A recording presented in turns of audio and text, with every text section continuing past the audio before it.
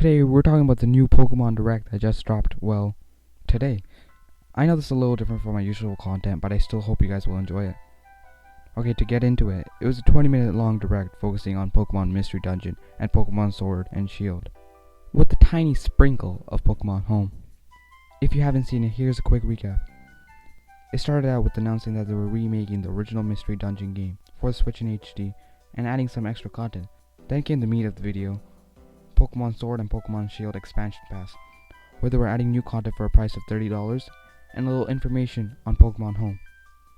So let's talk about the Pokemon Mystery Dungeon game. This has been a long time coming. Fans of this game have been waiting so long for something in this line of games, and they finally got it. It's nice to see Nintendo revive some of their older games that people thought were dead. It shows Nintendo cares about more than just the mainline Pokemon series fans. Talking about the game itself, I personally like it. The art style is nice, and I like they have incorporated the newer Pokemon gimmicks such as Mega Evolutions. I think this will be great for people who never played the original Mystery Dungeon games. It's an easy way to get into it now that it's on like one of the best selling consoles. I've personally never played a Mystery Dungeon game, but I'll probably check this one out. A solid direct for Mystery Dungeon fans. This is probably one of the best ways to bring new fans to old franchises. Now let's get into the spicy stuff. I was never even going to make a new video on the new expansion pack or even the direct at all until I saw people on Twitter defending Game Freak and actually getting upset at fans that were disappointed to see this content as a DLC pack. By the way, my Twitter is in the description. Some of the content they were offering in the DLC should have been included in the original game. I get why some of the fans were upset this was a DLC pack.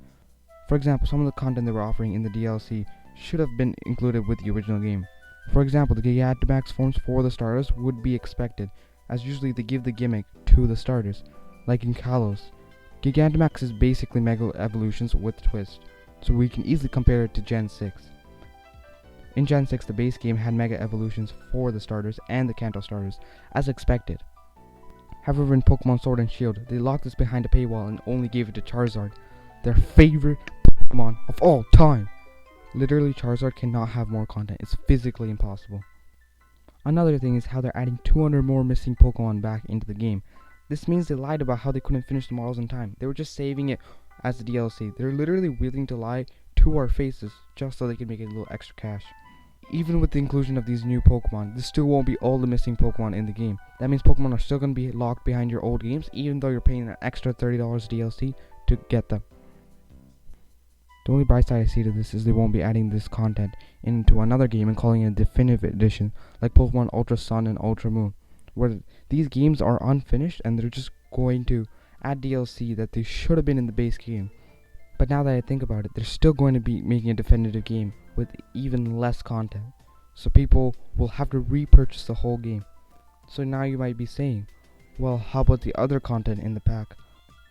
But I say, is the content really worth half a Switch game? Is the content really half of Pokemon Sword or Shield? Because it's not. The extra content would be worth it if it was $15, but it's not. It's $30 and it's $40 Canadian.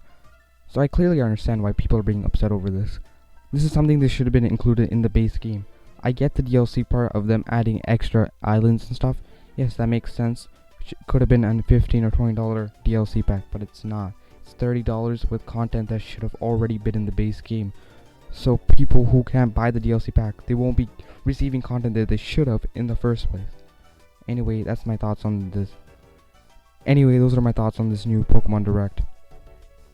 I want to hear your guys' opinions in the description below.